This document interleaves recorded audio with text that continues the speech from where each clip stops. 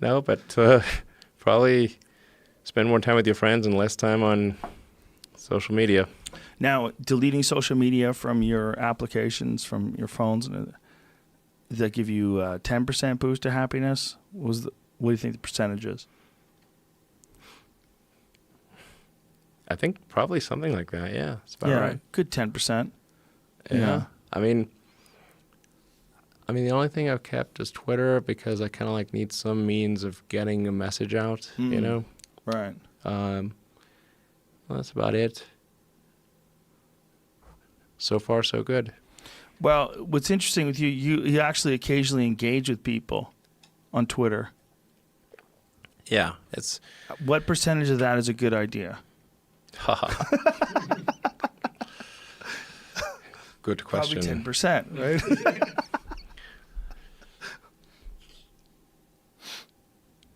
It's hard. It's mostly, I think it's on balance more good than bad, but there's definitely some bad.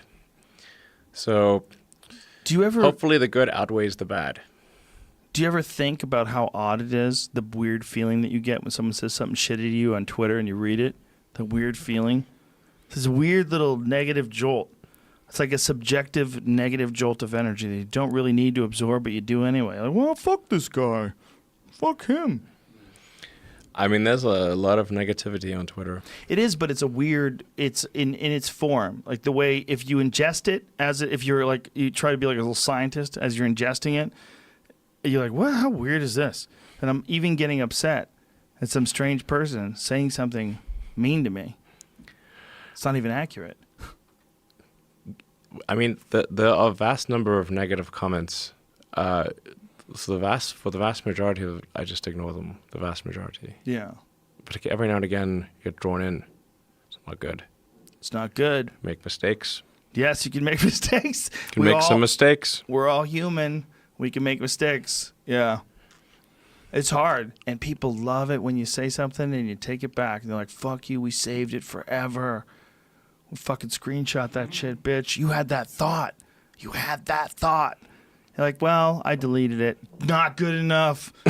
You had the thought. I'm better than you. I never had that thought. You had that thought, you piece of shit. Look, I saved it. I put it on my blog.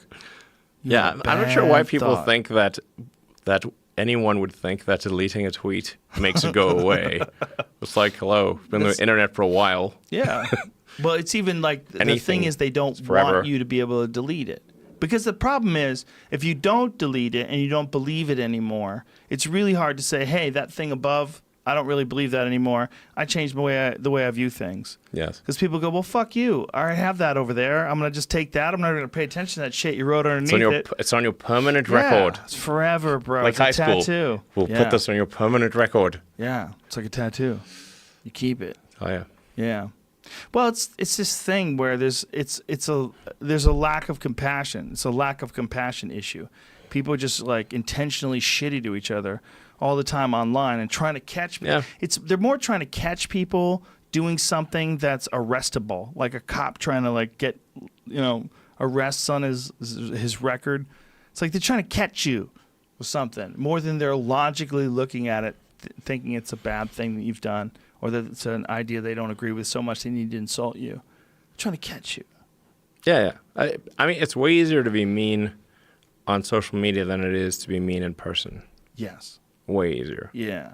Yes. It's weird. It's not a normal way of human interacting. It's cheating. True. We're not supposed to be able to interact so easily with people we're not looking at. Yes. You would never do that. You'd never be so mean to someone who's looking in their eyes. And if you did, you'd feel like shit. Most people. Yeah, unless you're a sociopath, you'd feel terrible. Yes.